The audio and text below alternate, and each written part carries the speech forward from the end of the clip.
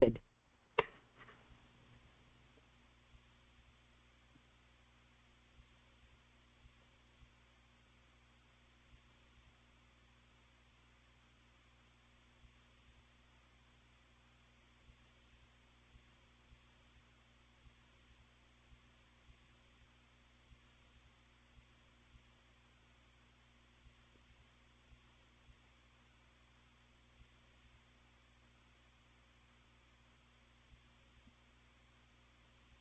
नमो अरिहन्ताणं नमो सिद्धाणं नमो आयर्याणं नमो उज्जयाणं नमो लोये सौसाहुनम्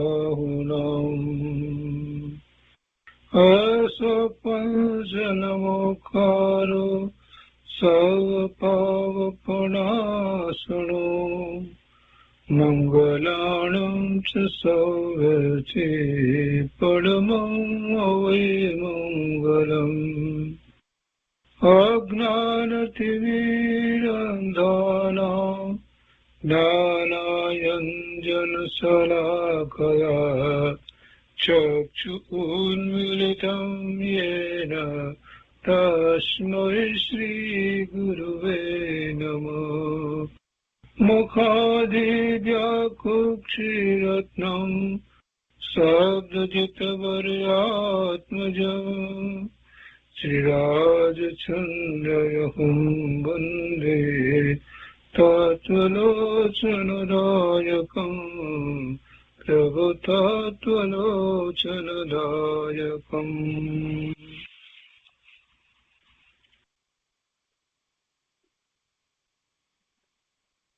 કૃપાળુદેવના વચનામૃતનો સ્વાધ્યાય. એમાં આપણે મોક્ષમાળાનો સ્વાધ્યાય પૂરો કરવા આવ્યા છીએ. મોક્ષમાળાના શિક્ષાપાઠ 102 સુધી સ્વાધ્યાય કર્યો છે. આજે શિક્ષાપાઠ 103 થી આગળ લઈએ છીએ.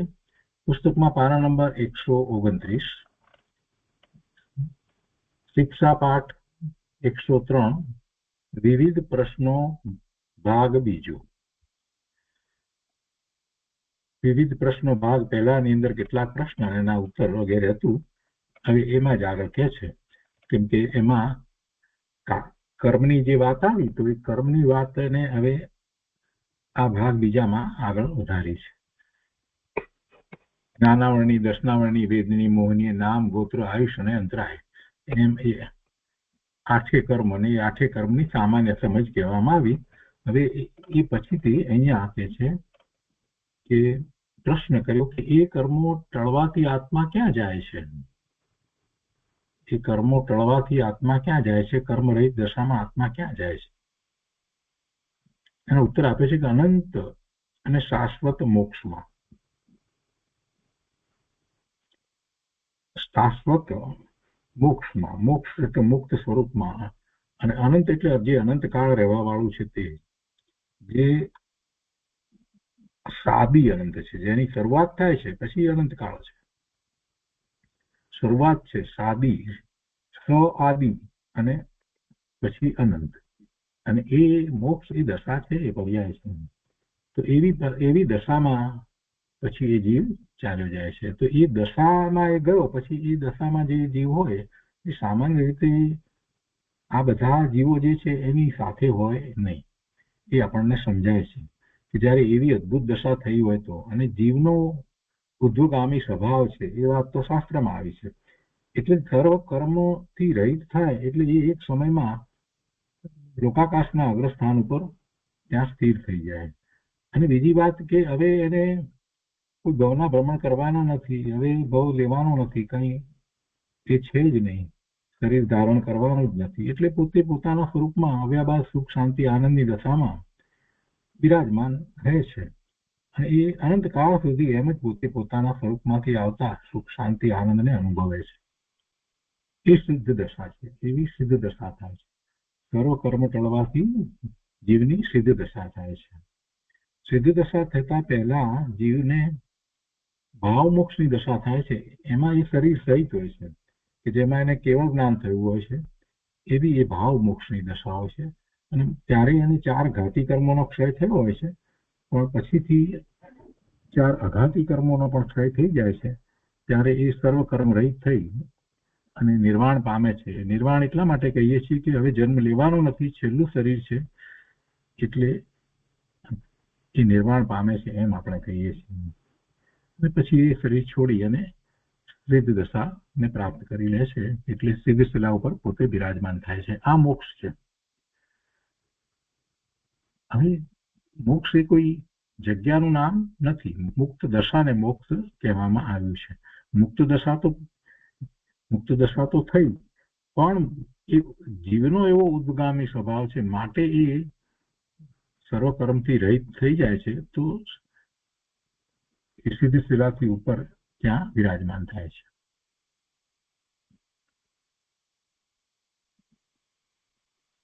એના પછી બીજો પ્રશ્ન કરે છે કે આ આત્માનો મોક્ષ કોઈ વાર થયો છે? ઉત્તર આપે છે કે ના.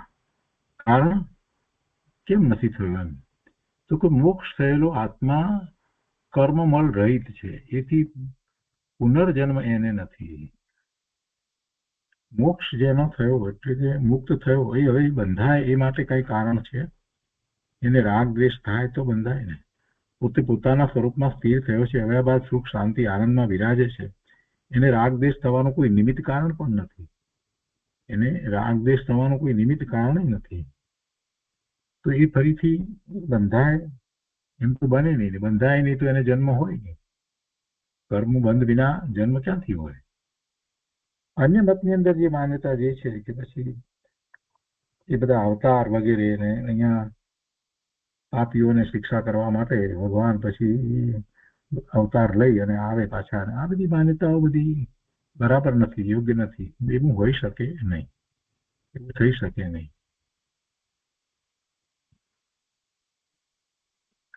એના પછી પ્રશ્ન કર્યો છે બીજો કે કેવળીના લક્ષણ શું?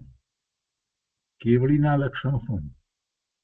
ઈચ્છા છે કેવળીના લક્ષણ એટલે કેવળી પરમાત્મા જેમને કેવળ જ્ઞાન થયું છે એ આપણને કેવી રીતે ખબર પડે એ અપેક્ષાથી જરાક વિચાર કરીએ. અને બીજું કેવળીના શું લક્ષણ, એમને શું હોય એ અપેક્ષાથી પણ વિચાર કરીએ. અહીંયા તો ઉત્તરમાં એટલું કહ્યું છે કે 4 ઘનઘાતી કર્મનો ક્ષય અને 4 કર્મને પાતળા પાડી જે પુરુષ ત્રયોદશ એટલે 13મા ગુણસ્થાન વર્તી વિહાર કરે છે એ કેવળી છે. આ તો સામાન્ય અર્થ કરે છે. આપણે સમજીએ છીએ કે જ્યારે ઘાતી કર્મોનો નાશ થયો છે, 4 પ્રકારના ઘાતી કર્મોનો નાશ થયો છે, તો એ પ્રમાણેનો એમનો એવો ક્ષાયિક ભાવ પ્રગટ થયો છે. 7 પ્રકારના 9 પ્રકારે નો ક્ષાયિક ભાવ એમને તો છે.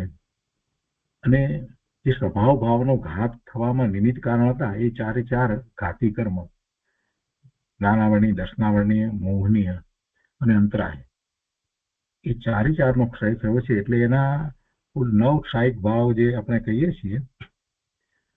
મોહનીય કર્મના 2 ક્ષાયિક ભાવ છે, દર્શન મોહનીય ગયું છે એટલે, અને ચારિત્ર મોહની ગયું છે એટલે એ ક્ષાયિક સમ્યક્ત્વ અને યથાર્થ ચારિત્ર એવા 2 છે. જ્ઞાનાવરણીયનો ક્ષાયિક ભાવ એટલે અનંત જ્ઞાન પ્રગટ કર્યું છે. દર્શનાવરણીનો ક્ષાયિક ભાવ છે ત્યારે અનંત દર્શન પ્રગટ કર્યું છે. અને અંતરાય ક્ષાયિક ભાવ 5 પ્રકારે છે. તો એ અનંત સુખને પ્રગટ કર્યું છે એમણે, અનંત વીર્યને પણ પ્રગટ કર્યું છે. તો એ એવી એ જે અદભુત દશા છે જેને આપણે એમ કહીએ છીએ કે જે એમને અનંત જ્ઞાન, અનંત દર્શન, અનંત વીર્ય, અનંત સુખ એવા અનંત ચતુષ્ટય પ્રગટ કર્યા છે. એ આત્માની એ એવી અદભુત દશા થઈ છે. કેવળ જ્ઞાન થાય છે ત્યારે એવી દશા થાય છે. એ સામાન્ય કેવળી હોય એને પણ એમ છે, અને તીર્થંકર ભગવાન હોય એમને પણ જયારે કેવળ જ્ઞાન થાય ત્યારે એમની પણ એવી અદભુત દશા હોય છે. પોતાના સ્વરૂપને વિશે સ્થિર છે. હવે એમનો ઉપયોગ બહાર આવતો નથી, પોતે બહાર સ્વવિકલ્પ થતા નથી. મન, વાણી અને કાયા એવા યોગ છે, પણ એ યોગ દ્વારા એમનું પ્રવર્તન થતું નથી. વિહાર થાય છે તો કઈ વિચારપૂર્વક નિર્ણય કરી અને વિહાર થાય છે એમ નથી. જે રીતે વિહાર થવાનો છે તે રીતે થાય છે. એમને આહાર નથી હોતો. એમનું શરીર જે છે કેવળ જ્ઞાન થયા પછીથી પરમ ઔદારિક શરીર થઈ જાય છે. એ શરીરની અંદર વાળ કે નખ વધે એવું કઈ હોતું નથી. એ પારદર્શક જેવું શરીર થઈ જાય છે. એમને પડછાયો નથી પડતો. એટલે આ બધી વાત કેવળ જ્ઞાન થયા પછીથી શરીરની પણ એ બધી વાત હોય છે. પણ એમના આત્માની અપેક્ષાએ તો સૌથી પહેલા આપણે જે વાત લીધી એ રીતે અનંત જ્ઞાન, અનંત દર્શન, અનંત વીર્ય, અનંત સુખ એવા અનંત ચતુષ્ટય પ્રગટ કર્યા છે. સર્વ ગુણ પૂર્ણપણે પ્રગટ છે. એવી અદભુત દશામાં એ બિરાજી રહ્યા છે. એવી અદભુત દશામાં બિરાજી રહ્યા છે. અને એ દશા જે છે તો 13મું ગુણસ્થાનની દશા છે. હજી 4 આઘાતી કર્મો હજી બાકી રહ્યા છે. એના ઉદય પણ વર્તે છે. આયુષ, નામ, ગોત્ર અને વેદનીય. પણ હવે એને માટેનો કોઈ બીજો પુરુષાર્થ કરવાનો રહેતો નથી. એનો જે સ્થિતિબંધ છે પૂરો થતા એ ખરી જાય છે. એવી એમની એ દશા હોય છે. ગુણસ્થાનક હવે 13મા ગુણસ્થાને બિરાજમાન છે એમ કહ્યું. ત્યાર પછી કહે છે કે ગુણસ્થાનક કેટલા? તો કે 14. તેના નામ કહો. અને અહીંયા 14 ગુણસ્થાનકના નામ કયા છે. આપણે ગુણસ્થાનકનો તો ખૂબ સારી રીતે અભ્યાસ કર્યો છે, એટલે વધારે વિસ્તાર એનો નથી કરવો. મિથ્યાત્વ ગુણસ્થાનક પહેલું, બીજું શાસ્વાદન ગુણસ્થાનક, ત્રીજું મિશ્ર ગુણસ્થાનક, ચોથું અવિરતિ સમ્યક દ્રષ્ટિ ગુણસ્થાનક, પાંચમું દેશ વિરતિ ગુણસ્થાનક, છઠ્ઠું પ્રમત સંયત ગુણસ્થાનક, સાતમું અપ્રમત સંયત ગુણસ્થાનક, આઠમું અપૂર્વકરણ ગુણસ્થાનક, નવમું અનિવૃત્તિ બાદર ગુણસ્થાનક, 10મું સૂક્ષ્મ સાંપ્રાય ગુણસ્થાનક, 11મું ઉપશાંત મોહ ગુણસ્થાનક, 12મું ક્ષીણ મોહ ગુણસ્થાનક, 13મું સહયોગી કેવડી ગુણસ્થાનક અને 14મું અયોગી કેવડી ગુણસ્થાનક.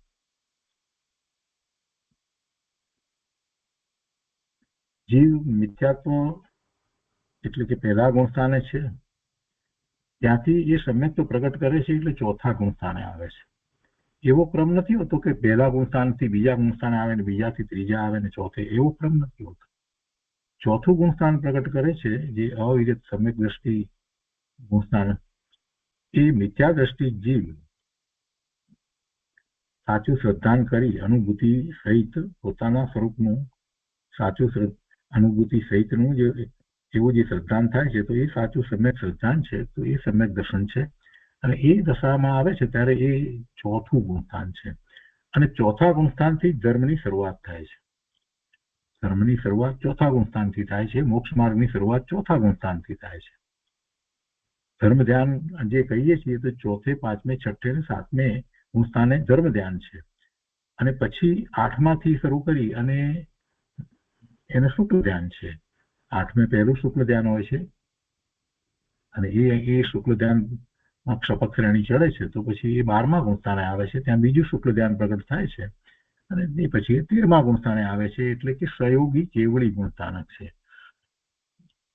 અને એ સહયોગી કેવળી ગુણસ્થાનક જે છે 13મું ગુણસ્થાન છે એ અરિહંત પરમાત્માની દશા છે.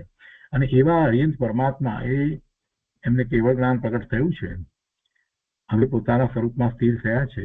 પણ પૂર્વે એવા જે ભાવ કર્યા હતા એ અરિહંત પરમાત્મા હોય, સામાન્ય કેવળી હોય તો એમને પણ, અને એટલે કે જેમને ઓમકાર ધ્વનિ છૂટે છે કેવળીને પણ એવા હોય. મુખ કેવળી બહુ ઓછા હોય. અને તીર્થંકર ભગવાનને તો નિયમથી જ એવી દિવ્ય ધ્વનિ છૂટે છે, કેમ કે એમણે તો એવી પૂર્વે ભાવના કરી હતી જગતના કલ્યાણની. એટલે જીવો જ્ઞાન પ્રકાશ થાય એટલા માટે 13મા ગુણસ્થાને એ કેવળ જ્ઞાન પ્રગટ કરે છે. પછી તીર્થંકર ભગવાન શરીરમાંથી દિવ્ય ધ્વનિ ઓમકાર ધ્વનિ છૂટે છે અને એ દ્વારા જીવો જ્ઞાન પ્રકાશને પ્રાપ્ત કરે છે. અને તીર્થંકર ભગવાનનું આયુષ્ય એટલું હોય છે કે જેથી કરી અને એ 13મા ગુણસ્થાનની દશાની અંદર ઘણા વર્ષો ગાળે, જેથી અસંખ્ય જીવોનું કલ્યાણ થાય. અસંખ્ય જીવોનું કલ્યાણ થાય એટલે એમનું આયુષ્ય તો ઘણું હોય છે.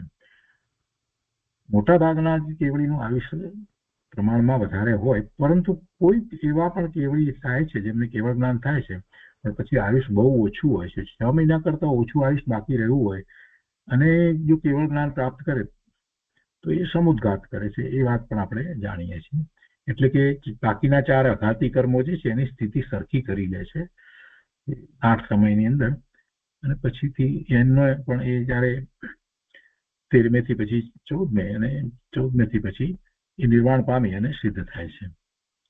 તો 14મું ગુણસ્થાન જે છે એને અયોગી કેવળી કહ્યું, અને 13મા ને સયોગી કેવળી કહ્યું છે. એ બેની જરાક વાતને સમજી લેવાની છે. સયોગી એટલે યોગ સહિત, અને અયોગી એટલે યોગ વિના. યોગ શેના છે? મન, વાણી, કાયાના યોગ છે. એટલે 13મા ગુણસ્થાનની દશામાં મન, વાણી, કાયાનો યોગ તો છે, અને એને કારણે એમને પણ કર્મનો બંધ પડે છે. પણ યોગને કારણે જે કર્મનો બંધ પડે એમાં પ્રકૃતિ અને પ્રદેશ બંધ હોય, પરંતુ કસાય વિના સ્થિતિ કે અનુભાગ બંધ પડતા નથી. એટલે એક સમયનું એવું સાતાવેદીનો બંધ પડે છે, અને બીજા સમયે તો એ ખરી પણ જાય છે, એટલે ભોગવાઈ જાય છે. અયોગી કેવળીની જે દશા છે એ વખતે કઈ શરીર છૂટી નથી ગયું. 13મા ગુણસ્થાનથી 14મા ગુણસ્થાને આવ્યા, પણ યોગ હવે મન, વાણી, કાયાનો યોગ નથી. એનો અર્થ શું થયો? શરીર તો છે, તો પછી યોગનો અર્થ થાય છે કંપન, સ્પંદન, આત્મપ્રદેશોનું સ્પંદન અથવા કંપન જે કહીએ છીએ તે પછી 14મા ગુણસ્થાને હોતું નથી. એટલે એ અયોગી કેવળી કહેવાય છે. અને એ ગુણસ્થાનનો સમય બહુ ઓછો હોય છે. અશ્વસ્વર આપણે બોલીએ એટલો જ સમય હોય છે. તો આ સામાન્ય વાત આપણે ગુણસ્થાન સંબંધીની કરી.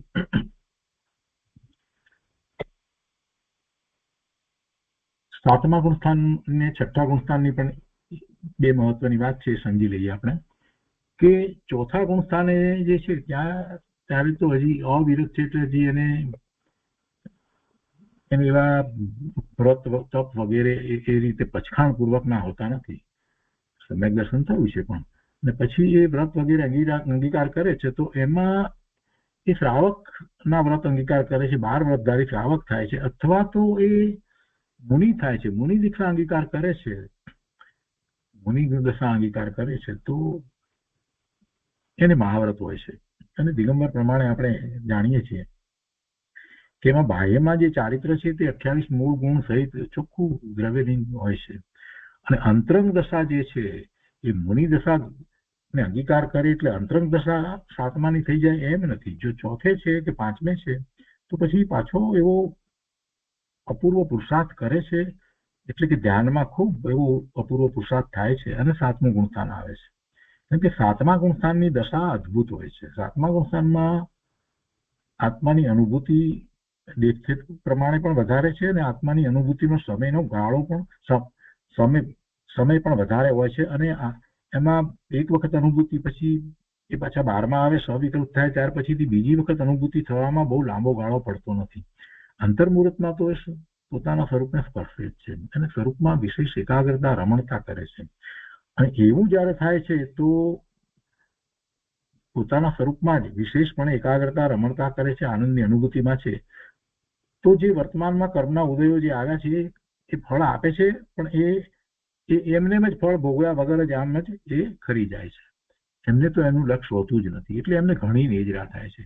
બીજી રીતે કહીએ તો એ ઉદીર્ણા કરે છે. આ બધું 7મા ગુણસ્થાનની દશામાં થાય છે. અને એ જ જીવ જ્યારે નિર્વિકલ્પ ધ્યાનમાંથી બહાર આવે છે તો એને આપણે 6ઠ્ઠું ગુણસ્થાન કહીએ છીએ. એટલે એ 6ઠ્ઠા ગુણસ્થાને વિકલ્પ જે છે, 6ઠ્ઠા ગુણસ્થાને વિકલ્પ છે, એટલે એમાં એ પ્રમત કહેવામાં આવ્યું. તો પ્રમતનો અર્થ એક કેવો થાય છે કે પ્રમાદ, અને અપ્રમત એટલે વિકલ્પ કોઈ છે જ નહીં, એટલે પ્રમાદ કોઈ છે જ નહીં, માત્ર પોતાના સ્વરૂપમાં જ છે. 6ઠ્ઠે ગુણસ્થાને એમને વિકલ્પ છે, એટલે બીજા વિકલ્પો હોય છે, શાસ્ત્રની રચના કરવા વગેરેના પણ વિકલ્પો બધા હોય છે, એટલે એને પ્રમત ગુણસ્થાન કહેવામાં આવ્યું.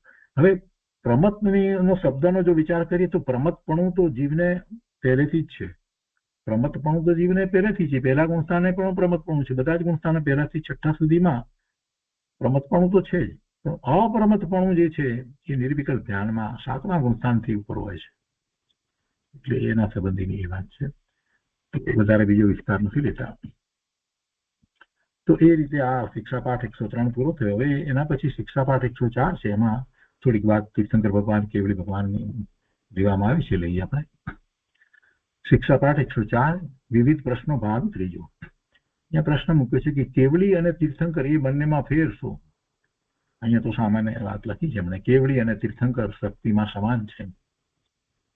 પરંતુ તીર્થંકરે પૂર્વે તીર્થંકર નામ કર્મ ઉપાડ્યું છે, તેથી વિશેષમાં 12 ગુણ અનેક અતિશય પ્રાપ્ત કરે છે. અને એ વાત છે તે તીર્થંકર અને કેવળ જ્ઞાન થયા પછીથી કોઈ ફેર બીજી રીતે નથી, છતાં પણ અતિશયોમાં ફેર પડે છે. અતિશયો તીર્થંકર ભગવાનને અતિશયો હોય છે, જન્મથી જ હોય છે 10 અતિશયો, પછી દેવકૃત હોય છે અને પછી બીજા પાછા તો કેવળ જ્ઞાન પ્રગટ કરે છે એટલે 10 હોય, એટલે 34 અતિશયો હોય છે. એમને 34 અતિશયો જે હોય છે એ સામાન્ય કેવળીને એવા 34 અતિશયો નથી હોતા.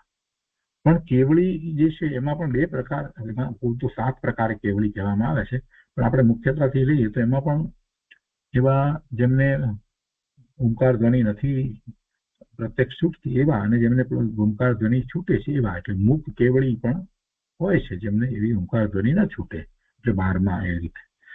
તો કેવળીમાં અને તીર્થંકરમાં પછી તો બંનેમાં કોઈ ફેર નથી, એટલે આપણે બંનેને આપણે હરિયંત જ માનીએ છીએ, એમને આપણે હરિયંત માનીએ છીએ. અને એટલા માટે જયારે નમસ્કાર કરીએ છીએ ત્યારે નમો હરિયંતાણમ જે બોલીએ છીએ એમાં સર્વ તીર્થંકર ભગવાનને અને કેવળી ભગવાનને બધાને.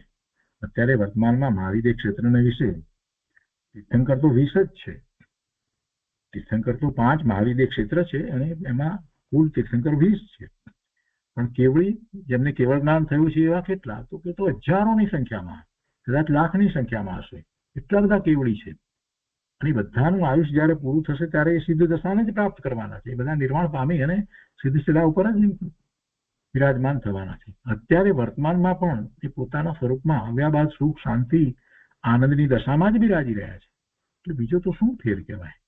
પણ છતાં તીર્થંકર ભગવાન જે છે એમને પૂર્વે એવા બહુ ભાવ કર્યા હતા કે એટલે આ ભાવમાં આવ્યા એની પહેલા,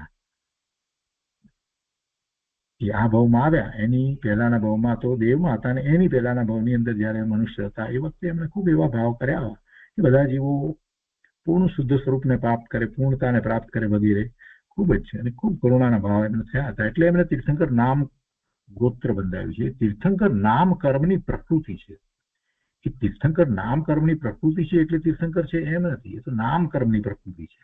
અને એ નામ કર્મની પ્રકૃતિને કારણે શરીર એવું હોય કે જેમને, કેમ કે નામ કર્મની પ્રકૃતિ છે તો એને તો શરીર સાથે જ સંબંધ છે ને, તો એટલા માટે એમને જન્મથી જ એવું પરમ ઔદારિક શરીર હોય કે જેમાં આહાર હોય અને નિહાર ન હોય, ખૂબ શક્તિશાળી હોય, ખૂબ રૂપવાન હોય વગેરે. એટલે એ બધું એમને એવું નામ કર્મ છે. અને એમાં જ પછી જયારે કેવળ જ્ઞાન પ્રકટ કરે છે ત્યારે એ તીર્થંકર કહેવાય છે, ત્યારે એ તીર્થંકર કહેવાય છે. અને તીર્થંકરના જીવને માટે દિગંબર પ્રમાણે બહુ એક સ્પષ્ટ વાત છે કે એ તીર્થંકર નામ કર્મ બાંધ્યું છે, તો તીર્થંકરનો જીવ છે તો એમને તો એ ગર્ભમાં આવે છે ત્યારથી જ કેટલી બધી વસ્તુઓ શરૂ થઈ જાય છે. માતાના ગર્ભમાં આવે છે ત્યારથી એ દેવીઓ ઇન્દ્રાણી વગેરે બધા પહેલા જ આ સેવા કરવા આવી જાય છે. જન્મ થાય છે ત્યારે ઇન્દ્ર, કેટલા બધા ઇન્દ્રો અને બધા દેવો બધા આવે છે અને મેરુ પર્વત ઉપર લઈ જાય છે, જન્મ કલ્યાણક ઉજવે છે. એમના 5 કલ્યાણક ઉજવાય છે. ગર્ભમાં આવે છે તો ગર્ભ કલ્યાણક ઉજવાય છે. એ બધું ઇન્દ્ર દેવો એ બધા એ ઉજવે છે. મનુષ્ય તો ઉજવે પણ એ પણ ઉજવે છે, એ આવે છે ત્યાંથી દેવલોકમાંથી નીચે આવે છે, જ્યાં ભગવાનનો જન્મ થાય છે ત્યાં એ આવે છે. આ બધી વાત જે છે એ અતિશયો છે એમના. અને ભગવાનનો જન્મ થાય ત્યારે તો એમ કહેવાય છે કે જે નરકના જે જીવ જે છે એને પણ ક્ષણ માટે સાટા પહોંચે છે. આ એ બધા અતિશયોની વાત છે. તો એવા તીર્થંકર ભગવાન એમણે તીર્થંકર નામ કરવા માંડ્યું છે. અને પછી જયારે એ પોતે ક્ષત્રિય રાજકુમાર જ હોય છે અને પછી જયારે એ દીક્ષા લે છે તો એમના કોઈ ગુરુ નથી હોતા, એ પોતે સ્વયં નમો સિદ્ધાણમ કે નમો સિદ્ધેભ્ય કેમ બોલી અને જાતે દીક્ષા ગ્રહણ કરે છે. અને પછી મૌન થઈ અને સીધું 7મું ગુણસ્થાન પ્રગટ કરે છે. શાહી સમ્યક દ્રષ્ટિ તો હોય જ, પણ છતાં સીધું પછી તો દીક્ષા લઈ અને નિર્વિકલ્પ ધ્યાનમાં એ 7મું ગુણસ્થાન પ્રગટ કરે છે. અને પછી 7મા ગુણસ્થાનમાં ઘણો સમય સુધીનો એમનો એવો જ અપૂર્વ એવો પુરુષાર્થ થાય છે. અને એ 7મા ગુણસ્થાનથી પછી આગળ શ્રેણી ચડી અને શુક્લ ધ્યાન દ્વારા એ પછી 8મે ને 8મેથી 12મે અને 13મે ગુણસ્થાને આવી જાય છે. એ દશા આર્યન દશા છે. એમ તીર્થંકર નું આખું પ્રવર્તન હોય છે. અહીંયા ફક્ત એટલી વાત લીધી કે શક્તિમાં સમાન, એટલે કે જે એમણે પ્રગટ કર્યું છે, જે પ્રાપ્ત કર્યું છે, એ રીતે તો સમાન છે.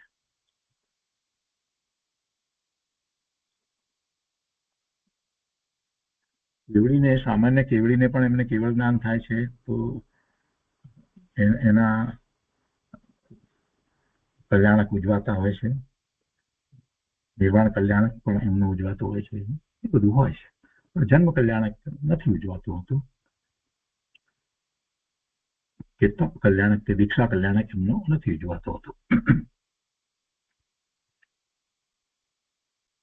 એ પછી પ્રશ્ન છે, તીર્થંકર પર્યટન કરીને શા માટે ઉપદેશ આપે છે? એ તો નિરાગી છે. તો અહીંયા બહુ સામાન્ય પ્રશ્ન લીધા છે, પણ આપણે તો એ બધું જાણીએ છીએ એટલે જરાક થોડીક વધારે વાત લઈએ છીએ. પર્યટન એટલે કે એમનો વિહાર શા માટે થાય, અને એ ઉપદેશ આપે છે એટલે કઈ એ પોતે કઈ કોઈ ભાષામાં ઉપદેશ આપે છે એવું હોતું નથી. એ દિવ્ય ધ્વનિ એમની ઈચ્છા કરીને થતી નથી, એ એમ જ દિવ્ય ધ્વનિ છૂટે છે. કેમ કે પૂર્વે એવો ભાવ કર્યો હતો એટલે ઓમકાર ધ્વનિ છૂટે છે. અને એ ઓમકાર એ એકાક્ષરી એવી ધ્વનિ છે કે જેની સાથે જ્ઞાન જોડાયેલું છે. એટલે તો આપણે એમ કહીએ છીએ કે ઓમકાર બિંદુ સંયુક્તમ. એ સંયુક્ત શેનાથી છે? એ સંયુક્ત જ્ઞાન છે. અને એ જ્ઞાન એટલે ભગવાનને જે કેવળ જ્ઞાન થયું છે, પૂર્ણ જ્ઞાન થયું છે, એ જ્ઞાનથી સંયુક્ત છે. એટલે ભગવાનની વાણીમાં એ પૂર્ણ જ્ઞાન આવે છે, પૂર્ણ જ્ઞાન પ્રકાશે છે. એ આપણે જે કહીએ કે માધવી અર્ધમાધવી ભાષામાં કે સંસ્કૃતમાં કે એમ કઈ ઉપદેશ આપે એમ નથી. ઓમકાર દ્વારા, એ ધ્વનિ દ્વારા એ જ્ઞાનનો પ્રકાશ થાય છે. અને એ જ્ઞાનનો પ્રકાશ એવી રીતે થાય છે કે ત્યાં રહેલા બધા જ જીવો એને ગ્રહણ કરી લે છે અને એને સમજી જાય છે. સમૂહસરણમાં બેઠેલા જે જીવ છે, બધાને કંઈ પણ મનમાં પ્રશ્ન થાય તો એના સમાધાન એને ત્યાં ઓમકાર ધ્વનિ દ્વારા પ્રાપ્ત થઈ જાય છે. ત્યાં એક આખું વિશેષ વાતાવરણ આવે છે કે કોઈ વેર ઝેર આ તે કોઈને ત્યાં ઉત્પન્ન થતા જ નથી. એ એવું સમૂહસરણ છે. ત્યાં ભગવાનની દિવ્ય ધ્વનિ દિવસમાં 3 વાર છૂટતી હોય છે. અને એ વિહાર કરે છે તો ઈચ્છાપૂર્વક વિહાર કરે છે એવો કોઈ એવો વિકલ્પ હોતો નથી. એમને તો કોઈ વિકલ્પ નથી. હવે જયારે એમને કેવળ જ્ઞાન થયું છે તો જ્ઞેય માત્રને જાણે છે, ત્રણેય કાળના જ્ઞેયને જાણે છે, ત્રણેય લોકના બધા પદાર્થોના ત્રણેય કાળના જ્ઞેયને જાણે છે, તો પછી એમને કઈ મન દ્વારા વિચારવાની તો વાત હોતી જ નથી. એટલે એ વિહાર થાય છે, એ પણ એ કર્મ અધીન એ રીતે વિહાર થવાનો છે તો થાય છે, એથી બીજી વાત હોતી નથી. એટલે સામાન્ય જીવોને સમજાવવા માટે એમ કહેવાય કે બધા જીવોને એમના તરફથી જ્ઞાન પ્રાપ્ત થાય એટલા માટે વિહાર કરે છે એમ કહેવાય. આપણે કઈ વિહાર કરતા નથી, ભગવાન વિહાર કરે. એવો વિકલ્પ હોય ભગવાનને? તીર્થંકર પર્યટન કરીને શા માટે ઉપદેશ આપે છે? એ તો નિરાગી છે, બરાબર છે. તીર્થંકર નામ કર્મ જે પૂર્વે બાંધ્યું છે, ઉત્તરાર્થ છે તે વેદવા માટે, એટલે નામ કર્મ એવું બંધાયું છે તો એમાં આ બધી વાત આવી જાય છે, એમનો વિહાર પણ થાય છે. માટે તેઓને અવશ્ય તેમ કરવું પડે છે. કરવું પડે છે એટલે થાય છે. એમનું તો કઈ એમાં લક્ષ્ય હોતું નથી. એ તો પોતાના સ્વરૂપમાં જ છે. અને સમૂહસરણની રચના ઇન્દ્ર અને દેવો કરે છે. આખી રચના અદભુત રચના હોય છે. ત્યાં બેઠેલા જીવને બધાને પ્રભુની વાણી એક સરખી સ્પષ્ટ ગ્રહણ થઈ શકે. ગમે તેટલા ત્યાં જીવો આવે, મનુષ્યો આવે, તિર્યંચો આવે, દેવો આવે, બધા આવે, તો પણ સમૂહસરણની અંદર જ એ આવે તો પણ સમૂહસરણ એ રીતે એટલું મોટું વિશાળ થતું જ જાય. સમૂહસરણ હંમેશા ભરેલું જ દેખાય. એમાં 1,00,000 માણસ આવે તો પણ સમાઈ જાય, અને 2 લાખ આવે તો પણ સમાઈ જાય. એવી આખી વિશિષ્ટ રચના હોય છે. અને પ્રભુની દિવ્ય ધ્વનિ બધાને જ એક સરખી, અને બધાને પ્રભુના મુખાકૃતિના દર્શન થાય છે. પ્રભુની પીઠ કોઈને દેખાતી નથી હોતી, ચારે બાજુ બધા બેઠા હોય તો પણ. આ બધી એવી વિશિષ્ટ રચના હોય છે ત્યાં સમૂહસરણની અંદર. અને એ 3 સમય એવી રીતે દિવ્ય ધ્વનિ છૂટે છે, અને એ દ્વારા જીવો જ્ઞાન પ્રકાશ પામે છે. આવો જ નિમિત્ત નૈમિતિક સંબંધ છે. નહીતર જીવો જ્ઞાન પ્રકાશ પામત કેવી રીતે? ભગવાનની વાણી વિના આપણે જ્ઞાન પ્રાપ્ત કેવી રીતે કરીએ? કેમ કે ભગવાનની જ્ઞાની વાણીમાંથી જ ગણધર ભગવાન આ 12 અંગ અને 14 પૂર્વની રચના કરે છે, આગમની રચના કરે છે. અને એ પહેલા તો મૌખિક રૂપે હોય છે, પછી આચાર્યોની પરંપરાએ આગળ વધતા છેવટે પછી એમાંથી શાસ્ત્રો લખાય છે. એના પછી પ્રશ્ન છે કે હમણાં પ્રવર્તે છે તે શાસન કોનું છે? એનો ઉત્તર આપે છે કે શ્રમણ ભગવાન મહાવીરનું. હવે શાસનનો અર્થ શું થાય છે? શાસન એટલે રાજગાદી, રાજ એવું કોઈ શાસન નથી. આ ધર્મ જે અત્યારે પ્રવર્તમાન ધર્મ જે છે તેને શાસન કહેવામાં આવ્યું છે. જૈન ધર્મ જે પ્રવર્તમાન જે છે એ અત્યારે કોને લીધે છે? તો કે મહાવીર સ્વામી ભગવાન, છેલ્લા તીર્થંકર ભગવાન. અને દરેક વખતે દરેક કાળને વિશે એવું જ હોય કે જે છેલ્લા તીર્થંકર ભગવાન હોય એનું જ શાસન કહેવાય. પણ દરેક શાસન, જૈન શાસન દરેક વખતે એક સરખું જ હોય. ઋષભદેવ ભગવાન પછી જૈન શાસન જે ચાલ્યું, અજીતનાથ ભગવાન થયા ત્યાં સુધી, તો ઋષભદેવ ભગવાનનું જૈન શાસન એ કહેવાય. અને ત્યાર પછી અજીતનાથ ભગવાન થયા ત્યાર પછીથી અજીતનાથ ભગવાનનું જૈન શાસન કહેવાય. સંભવનાથ ભગવાન ત્રીજા તીર્થંકર થયા ત્યાં સુધી તો એ કઈ શાસનમાં ફેર પડતો નથી. જૈન દર્શન તો એક સરખું જ રહે છે. કેમ કે એમાં તો આત્માનું સ્વરૂપ, શુદ્ધ સ્વરૂપ, અને એવા શુદ્ધ સ્વરૂપની પ્રાપ્તિ કેમ થાય એ જ વાત છે. તો એ તો બધાને એક સરખી પોતાને શુદ્ધ સ્વરૂપની પ્રાપ્તિ થઈ છે. માર્ગ એ જ છે. એટલે એ જ માર્ગ એમની વાણીમાં આવ્યો છે. વાણીમાં એ જ આવ્યું છે. એટલે એ જ શાસન છે. એ શાસન છે. અને એ શાસન નિશ્ચય અપેક્ષાથી તો સમય સારણીની અંદર જે વાત આવે છે એ પ્રમાણે જે શાસન જે છે એ તો દરેક જીવને પોતાના સ્વરૂપને વિશે જ છે. એ વાત પોતાના સ્વરૂપને વિશે જ છે. એટલે તો દરેક જીવ સિદ્ધ, સમાન, શુદ્ધ, પૂર્ણ, પવિત્ર, શક્તિ અપેક્ષા કહેવામાં આવ્યો છે. એટલે એ શાસન તો અંદરમાં પોતાને વિશે છે જે એને પ્રગટ કરવાનું છે. અને એવી પ્રગટતા થવા માટે આ ભગવાનની વાણી, જીનવાણી જે છે, જેને આપણે જૈન શાસન કહીએ છીએ, જેને દ્રવ્યસ્મૃત કહીએ છીએ, એ નિમિત્ત કારણ થાય છે. તો હમણાં પ્રવર્તે છે તે શાસન કોનું છે? શ્રમણ ભગવાન મહાવીરનું. મહાવીર સ્વામીનું શાસન ચાલી રહ્યું છે. મહાવીર સ્વામી ભગવાન પહેલા જૈન દર્શન હતું. જો આ વાત બહુ મહત્વની છે. અત્યારે વર્તમાનની અંદર સ્કૂલની અંદર બધી જગ્યાએ એવું જ શીખવાડવામાં આવે છે કે જૈન ધર્મની સ્થાપના મહાવીર સ્વામી ભગવાન વર્ધમાન તીર્થંકર વર્ધમાન સ્વામીએ કરી. જાણે કે એ પહેલા તો જૈન ધર્મ હતો જ નહીં. આટલી બધી મૂર્ખાઈઓની વાતો ચાલે છે. કોઈ જૈનને જઈને પૂછતા હોય ને લખતા પહેલા તોય સારું થાય. એમને એમ બધી ગમે તેમ બુકમાં લખીને છાપી નાખે છે. કોઈ એટલા એવું લખતા પહેલા જરાક પૂછવું તો જોઈએ. જૈનના સાધુને જઈને પૂછ્યું હોત તોય ખબર પડે ભાઈ આવી વાત છે જ નહીં. કોઈએ જૈન ધર્મની સ્થાપના કરી જ નથી. કોણ જૈન ધર્મની સ્થાપના કરે? જે અનાદિનું ચાલ્યું આવે છે એની સ્થાપના કોણ કરે? નમસ્કાર મંત્રની કોણે લખ્યો? કોણ લખે નમસ્કાર મંત્ર? પંચ પરમેષ્ઠી છે, અનાદિથી પંચ પરમેષ્ઠી છે, તો એમને નમસ્કારનો ભાવ પણ છે. લખવાની ક્યાં વાત જ છે? અનાદિથી છે. નમસ્કાર મંત્ર પણ અનાદિથી છે. તીર્થંકર ભગવાન, કેવળી ભગવાન અનાદિથી છે. સંસારી અને સિદ્ધ પર્યાય પણ અનાદિથી છે. કોઈ કાળ એવો નથી કે જ્યારે એ ન હોય.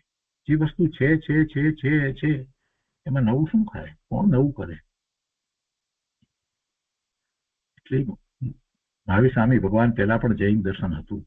તો કહે છે કે હા, તે કોણે ઉત્પન્ન કર્યું હતું? તો એટલે અહીંયા ટૂંકો જવાબ આપે છે કે તે પહેલાના તીર્થંકરો છે. એટલે દરેક વખતે એમ જ ચાલ્યું. એની પહેલા પણ એની પહેલા એ તીર્થંકરની પહેલા પૂછ્યા કરો. એક વર્ષ સુધી પૂછ્યા કરો તો પણ પાર ના આવે. એટલા અનંત તીર્થંકર થયા છે. અનંત કેવળી થયા છે. એની પહેલા બોલ્યા જ કરો. તમે એક વર્ષ સુધી સતત બોલ્યા કરો તો પણ પાર ના આવે. એટલા તીર્થંકર થયા છે. એટલે એ વાતને જ પકડવાની છે. કેમ કે આ એક મહત્વની વાત છે કે જે છે કોઈએ કર્યું જ નથી અને હોય એવો સ્વીકાર અત્યારે વર્તમાનમાં 99.99 નહીં પણ એમ કહી શકાય કે 99.9999% લોકોને તો થઈ શકે નહીં. એવો વિકલ્પ આવી શકે નહીં. એટલે બહુ રેર છે કે જે એમ સ્વીકારી શકે કે આ છે, નવું નથી થયું એવું સ્વીકારવા વાળા તો બહુ જ ઓછા જીવો હોય. કદાચ એમ કહીએ કે લાખોમાં એકાદ જીવ જઈને એ વાત હોય. અને એમાં સ્વીકારની વાત જો કહીએ, જૈન દર્શન જેને અભ્યાસ કરે છે જૈનો બધા કહે છે કે ભાઈ અનાદિનું છે એમ બધા જ કહે છે. કેટલા લાખ જૈનો છે. પણ એમાં સાચો સ્વીકાર, સમજપૂર્વકનો સ્વીકાર વાળા તો બહુ જ ઓછા. કોઈએ બનાવ્યું નથી, ખરેખર કોઈએ બનાવ્યું નથી, એની ઉત્પત્તિ કોઈએ કરી નથી, આ જગતની ઉત્પત્તિ કોઈએ કરી નથી, જીવની ઉત્પત્તિ કોઈએ કરી નથી, અને જીવ જ્યારથી છે ત્યારથી કર્મ સહિત છે, અને સાથે ને સાથે એ વખતે પણ સિદ્ધતા જ્યારથી છે ત્યારથી, એટલે અનાદિથી સિદ્ધ પણ છે અને અનાદિથી કેવળ જ્ઞાન પણ છે, અને અનાદિથી આ દશા સંસાર દશા પણ છે. આ બધું અનાદિથી છે. એ વાતને પકડવાની છે, બહુ શાંતિથી પકડવાની છે. દરેક વસ્તુમાં આપણે કોઈ કે કરી એ જે માન્યતા પકડાઈ જાય છે ને, એટલે આપણને કરતા ભાવ જતો નથી. આપણે પોતાના કરતા ભાવને ટાળવા માટે આ એક વાતને પણ ખૂબ સારી રીતે સમજવાની, સ્વીકારવાની, પકડવાની છે કે કોઈ વસ્તુ બનાવવાની જરૂર નથી. જગતમાં જે પદાર્થો, જેટલા પૂતગળ પરમાણુ, જેટલા સ્કંદ, આ તે બધું જે જોઈએ છીએ આપણે, એમાંનું કાંઈ નવું નથી. સ્કંદ જે છે એમાંથી પરમાણુ ખરે છે, નવા ઉમેરાય છે, નવા નવા સ્કંદ એ રીતે બન્યા કરે છે, પણ પરમાણુ જેટલા છે તેટલા જ રહે છે. અનંત અનંત પરમાણુ જીવો જેટલા છે તેટલા જ છે. એની સ્થિતિ અવસ્થા બદલાયા કરે. છ દ્રવ્ય જેટલા જે પ્રમાણમાં છે તેટલા જ રહે છે, કોઈ ફેરફાર થતો નથી, કોઈએ કર્યા નથી, અને એમાંથી કોઈનો નાશ થતો નથી. આવું વસ્તુ સ્વરૂપ છે. એટલે સ્વાભાવિક રીતે આપણને એમ થાય કે તો પછી એમાં મારે કરવા પણ ક્યાં કાંઈ છે, હું ક્યાં કાંઈ કરી શકું છું. એમ અકર્તા ભાવ કહેવાય. જ્યારે અકર્તા ભાવ આવે ત્યારે પછી એ નવરો થઈ જાય. શા માટે નવરો થાય? સ્વરૂપ તરફ વળવા માટે એ નવરો થઈ જાય. એનો ઉપયોગ સ્વ તરફ વળે. જ્યાં સુધી એને બહારમાં પરનું કરતા પણ છે, પરના કાર્યો હું કરી શકું છું એવી માન્યતા છે ને, ત્યાં સુધી એ જીવ નવરો પડતો જ નથી. આ કરું, આ કરું, આ કરું, આ કરું, આ કરું, આ કરું, અને ઈચ્છાઓ એમાં જ રોકાઈ જાય છે. આ બધી વાતને પણ આપણે સાથે સમજવાની છે કે આ જગત કોઈએ ઉત્પન્ન કર્યું નથી. એવી રીતે આ ધર્મ હતા, જૈન દર્શન જે છે તે અનાદિથી છે, એને પણ કોઈએ એની સ્થાપના કોઈએ કરી નથી. નૌકાર મંત્રની રચના પણ કોઈએ કરી નથી. એ અનાદિથી છે. એટલે અહીંયા તો સામાન્ય જવાબ આપ્યો છે તે પહેલાના તીર્થંકરોએ. એટલે પછી એના પછી જો એને પૂછ્યું કે એની પહેલા કોણે, એની પહેલા તો એ એક જ જવાબ આવે, એની પહેલાના તીર્થંકર, એની પહેલાના તીર્થંકર, એની પહેલાના તીર્થંકર, એક જ જવાબ ચાલ્યા કરે. એટલે આ કૃપાળુદેવનો જે જવાબ છે એ આમ જોઈએ તો એ અનંત કાળ સુધી લઈ જનારો જવાબ છે.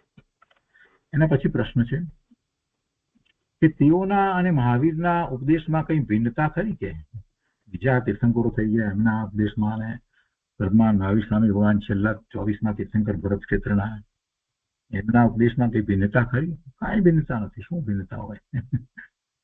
જગતનું સ્વરૂપ જેમ છે તેમ જ એમના જ્ઞાનમાં આવ્યું છે, બધાના જ્ઞાનમાં એમ જ આવ્યું છે, અને આત્માનું સ્વરૂપ જેવું છે તેવું જ આવ્યું છે, અનુભવ સહિત આવ્યું છે, એનો જ પ્રકાશ કરે છે. તો પછી ભિન્નતા કઈ રીતે હોય? તત્વ સ્વરૂપે એક જ ઉત્તર આપે છે. તત્વ સ્વરૂપે એક જ. પાત્રને લઈને ઉપદેશ હોવાથી અને કંઈક કાળભેદ હોવાથી સામાન્ય મનુષ્યને ભિન્નતા લાગે ખરી. જેને અભ્યાસ ન હોય એને ભિન્નતા જેવું કંઈક લાગે, પરંતુ ન્યાયથી જોતા એ ભિન્નતા નથી. ભિન્નતા નથી, કોઈ ભિન્નતા નથી. એક જ માર્ગ છે, રાજમાર્ગ છે, શાશ્વત સુખનો રાજમાર્ગ છે. આ તો સિદ્ધ દશા પ્રાપ્ત કરવાનો રાજમાર્ગ છે. એ જીનવાણી છે, એ મહાવીર સ્વામી ભગવાનનો ઉપદેશ છે, અને એ જ શાસન છે. એના પછી પ્રશ્ન છે કે એઓનો મુખ્ય ઉપદેશ શું છે? ઉત્તર આપે છે કે આત્માને તારો, આત્માને તારો, આત્માની અનંત શક્તિઓનો પ્રકાશ કરો, એને કર્મરૂપ અનંત દુઃખથી મુક્ત કરો. આ મુખ્ય ઉપદેશ. એટલે કે એ આત્માને તારી શકાય છે. આત્માને અનંત દુઃખ છે એટલે જ મુક્ત કરવાની વાત કરી હોય ને, આત્માને અનંત દુઃખ છે એ વાતનો પણ સ્વીકાર થઈ જાય છે. અને આત્માની અનંત શક્તિઓનો પ્રકાશ કરો, એટલે આત્માની અનંત શક્તિ જે છે એનો જે ઢંકાઈ રહી છે એનો ઉઘાડ કરો. એટલે આત્મામાં અનંત શક્તિ છે એ પણ એમાંથી આપણને પ્રાપ્ત થાય છે. જો એક વાક્યને વાંચીએ તો કેટલી બધી વાત ધ્યાનમાં આવે. આત્મા જે છે એને તારો, એટલે કે એ આત્મા ડૂબેલો છે. ક્યાં ડૂબેલો છે? ભવ સમુદ્રમાં ડૂબેલો છે. એમાંથી એને તારવાનો છે. ભવ સાગરમાંથી એને બહાર લાવવાનો છે. તો એ બહાર આવી શકે એવો હોય તો ત્યારે એમ કહેવામાં આવે, ન આવી શકે એવો એને તો કહેવાતું નથી. પછી આત્માની અનંત શક્તિઓનો પ્રકાશ કરો. તો આત્મામાં અનંત શક્તિ હોય ત્યારે એને પ્રકાશવાની વાત થાય ને. પોતાના આત્માની અનંત શક્તિનો પ્રકાશ કરો. એટલે પ્રકાશ કરો એટલે એને પામો, મેળવો, અને એને કર્મરૂપ અનંત દુઃખથી મુક્ત કરો. કર્મના નિમિત્તે એ દુઃખી છે, અને કેટલું દુઃખ પણ કેટલું કહ્યું, અનંત દુઃખમાં છે. અનંત દુઃખથી એને મુક્ત કરો એટલે એ મુક્ત થઈ શકે એવો છે, એટલે એને મુક્ત કરો એમ કહ્યું છે. એક વાક્યની અંદર કૃપાળુદેવે કેટલી બધી વાત સમાવી દીધી. આપણે જરાક શાંતિથી એનો વિચાર કરીએ તો આપણને થાય કે ઓહો કેવી વાત છે. એના પછી એ પ્રશ્ન છે કે એ માટે તેઓએ કયા સાધનો દર્શાવ્યા છે. અનંત દુઃખથી આત્માને મુક્ત કરવા માટે, એની અનંત શક્તિઓને પ્રગટ કરવા માટે, આત્માને આ ભવસાગરમાંથી તારી અને સિદ્ધ દશા પ્રગટ કરાવવા માટે ભગવાને કઈ સાધન કયા છે, એ માટે એમણે કયા સાધનો દર્શાવ્યા છે. અને એનો ઉત્તર આપે છે કે વ્યવહાર નહીંથી સતદેવ, સત્ધર્મ અને સદગુરુનું સ્વરૂપ જાણવું, સતદેવના ગુણગાન કરવા, વિવિધ ધર્મ આચરવો, ત્રિવિધ ધર્મ આચરવો, અને નિર્ગ્રંથ ગુરુથી ધર્મની ગમ્યતા પામવી. નિર્ગ્રંથ ગુરુથી ધર્મની ગમ્યતા પામવી, આ વ્યવહાર નહીંથી સાધન કહેવામાં આવે. આ સાધન તો વ્યવહાર નહીંથી કહેવામાં આવે. જો પહેલું જ વાક્ય મૂક્યું વ્યવહાર નહીંથી. સાચા દેવ ગુરુ શાસ્ત્ર, સાચા દેવ, સાચા ધર્મ, સાચા ગુરુ એમનું સ્વરૂપ જાણવું, અને સતદેવના ગુણગાન કરવા. સાચા દેવ તો તીર્થંકર ભગવાન કેવળી પરમાત્મા જ હોય, એમના જ ગુણગાન કરવા, અને ત્રિવિધ ધર્મ આચરવું. ત્રિવિધ ધર્મ આચરવો એટલે ત્રિવિધ ધર્મ શું છે? 3. તો સમ્યક દર્શન, સમ્યક જ્ઞાન, સમ્યક ચારિત્ર રૂપ ધર્મ, એને ત્રિવિધ ધર્મ કહેવામાં આવે છે. અને એની પ્રાપ્તિ કેવી રીતે થાય છે? તો કે જીવ પોતે પોતાના પુરુષાર્થથી પ્રાપ્ત કરે છે. એમાં એને સાચા દેવ ગુરુ શાસ્ત્ર જે છે એ નિમિત્ત કારણ થાય છે. એટલે નિર્ગ્રંથ ગુરુથી એ ધર્મની ગમ પડે છે. એ સિવાય ધર્મમાં કાંઈ ગમ પડતી નથી. શાસ્ત્ર વાંચી જવાથી ધર્મ સમજાઈ જાય, પ્રાપ્ત થઈ જાય એમ બનતું નથી. પણ જેણે એ પ્રાપ્ત કર્યું છે એમના દ્વારા એ ખ્યાલમાં આવે છે. એટલે નિર્ગ્રંથ ગુરુથી ધર્મને જેમ છે તેમ જાણવો અને આચરણ કરવું. તો એ ત્રિવિધ ધર્મ જે કહ્યો, તો ત્રિવિધ ધર્મ એટલે શું હોય? ત્રિવિધ ધર્મ કયો? તો સમ્યક જ્ઞાન રૂપ, સમ્યક દર્શન રૂપ અને સમ્યક ચારિત્ર રૂપ ધર્મ છે એ ત્રિવિધ ધર્મ કયો. સમ્યક દર્શન, સમ્યક જ્ઞાન અને સમ્યક ચારિત્ર રૂપ ત્રિવિધ ધર્મ કયો. એટલે આ જે વાત કરવામાં આવે છે તો એ ખરેખર સમ્યક દર્શન, સમ્યક જ્ઞાન, સમ્યક ચારિત્ર જે છે એમાં સમ્યક શ્રદ્ધા જે છે, તો એવી શ્રદ્ધા કેટલાક લોકો એમ માને કે અમે સાચા દેવ ગુરુ શાસ્ત્રની શ્રદ્ધા છે, 6 દ્રવ્યની 9 તત્વની શ્રદ્ધા છે, તો અમારી શ્રદ્ધા તો સાચી છે, તો અમને સાચી સમ્યક શ્રદ્ધા છે, તો સમ્યક જ્ઞાન પણ છે, અને પછી અમે હવે આચરણ માટે દીક્ષા લઈ લઈએ. અને આવી વાત સંપ્રદાયમાં બહુ ચાલે છે. સમ્યક દર્શનના સાચા સ્વરૂપને સમજતા નથી ને એટલે આવી વાત ચાલે છે. ભાઈ, સમ્યક દર્શનનું એવું સ્વરૂપ નથી. સમ્યક દર્શનની જે વાત કહેવામાં આવી કે જેને મોક્ષ માર્ગ કહેવામાં આવ્યો, ઉમા સાતીજી ભગવાને તત્વસૂત્રની અંદર પહેલું જ સૂત્ર કહ્યું કે સમ્યક દર્શન, જ્ઞાન, ચારિત્રાની મોક્ષ માર્ગ. સમ્યક દર્શન, સમ્યક જ્ઞાન અને સમ્યક ચારિત્ર રૂપ મોક્ષ માર્ગ છે. એ જયારે કહેવામાં આવ્યું છે તો એ કઈ નાની વાત તો હોય નહીં. અને એમાં સમ્યક દર્શન પહેલું લીધું, તો એ સમ્યક દર્શન જે છે એ માત્ર એમ કે સાચા દેવગુરુ શાસ્ત્રની એમને શ્રદ્ધા છે એટલે સમ્યક દર્શન કહેવાય એવી વાત નથી. કુદેવ કુગુરુ કુશાસ્ત્રને નથી માનતા તો સમ્યક દ્રષ્ટિ છે? તો કે ના, એમ નહીં. અને પંડિત ટોડરમલજીએ પણ કહ્યું કે ના, એમ નહીં. માત્ર કુદેવ કુગુરુ શાસ્ત્રને નથી માનતા અને સાચા દેવગુરુ શાસ્ત્રને માને છે તો સમ્યક દ્રષ્ટિ કહેવાય? તો કે ના, એમ નહીં. ત્યાં એમણે તત્વાર્થ શ્રદ્ધાનમની વાત જે કરવી છે ને એટલે એમણે એમ કહ્યું કે તત્વ નિર્ણય હોવો જરૂરી છે. તત્વ નિર્ણયની વાત એમણે ત્યાં મૂકી દીધી. તત્વ નિર્ણય એટલે કયા? 9 તત્વનો. હા, પણ એમાં પહેલું જે જીવ તત્વ કહેવામાં આવ્યું એ જીવ તત્વનો નિર્ણય થવો જોઈએ. જીવ તત્વ, તો જીવ તત્વ કેવું છે એનો ખૂબ વિસ્તાર દ્રવ્યાનુયોગના ગ્રંથની અંદર બધામાં કરવામાં આવ્યો. અને એમાં સમયસાર સર્વશ્રેષ્ઠ દ્રવ્યાનુયોગનો ગ્રંથ છે. બીજા પણ બધા ગ્રંથ કુંકુંદાચાર્ય ભગવાનના એ છે એ દ્રવ્યાનુયોગને ખૂબ સ્પષ્ટ કરે છે. અને એવો દ્રવ્યાનુયોગને સમજ્યા પછીથી ખ્યાલ આવે કે પહેલું તત્વ જીવ તત્વ આત્મ તત્વ એ કેવું છે, અને એનો નિર્ણય થાય તો ખબર પડે કે આવું આત્મ તત્વ છે. તો એ નિર્ણય જે છે એ તો વિકલ્પ રૂપ છે. હવે એમાં તો એવી વાત આવી કે અનુભવમાં આવે એવો આત્મા છે. તો એ અનુભવમાં આવે એવો આત્મા છે એનો નિર્ણય કરવા માટે અનુભવે ત્યારે નિર્ણય થાય કે એમને થાય? એટલે અનુભવવો જ પડે. એવા આત્માને જ્યાં સુધી અનુભવે નહીં ત્યાં સુધી આત્માનો નિર્ણય થતો નથી. એટલે પહેલું તત્વ જીવ તત્વ એનો તો એનો નિર્ણય થતો નથી. એટલે આખી વાત જે છે એ સમ્યક દર્શનની જયારે વાત કહેવામાં આવે છે, શ્રદ્ધાનમ સમ્યક દર્શનમ, એ જે બીજું સૂત્ર કહ્યું, તો એ તત્વની શ્રદ્ધા પણ એ અનુભવ પૂર્વક હોવી જોઈએ, અને એને સમ્યક દર્શન કહેવામાં આવ્યું છે. અને એવા પરિણામ જયારે થાય છે તો માત્ર એકલી શ્રદ્ધા થાય છે એમ નથી, એ ત્રણેય વસ્તુ સાથે હોય છે. સમ્યક દર્શન, સમ્યક જ્ઞાન, સમ્યક ચારિત્ર. અને એ પછી જે શ્રદ્ધા થાય છે એને પણ આપણે સમ્યક દર્શન કહીએ છીએ. તો એ એવી શ્રદ્ધા થવી. કેમ કે દર્શન શબ્દમાં બીજા અર્થ સમાય છે. પહેલું જે દર્શન કહેવામાં આવ્યું એ સામાન્ય અવલોકન પ્રતિભાસ છે, અને પછી આપણે જે દર્શન કહીએ છીએ સમ્યક દર્શનમાં એ શ્રદ્ધા છે. તો આ એક જ પર્યાયના ભાગ છે, અને એ એવી પર્યાય થાય, એવા જીવના પરિણામ થાય તો એમ કહેવાય કે એ સમકીર્તિ છે, એ સમ્યક દ્રષ્ટિ છે, એ ચોથા ગુણસ્થાનની દશામાં આવ્યો છે, એ મોક્ષ માર્ગમાં છે, એને ધર્મ ધ્યાન છે. તો આજનો સ્વાધ્યાય આપણે અહીંયા સુધી રાખીએ છીએ. શિક્ષા પાઠ 104 સુધી.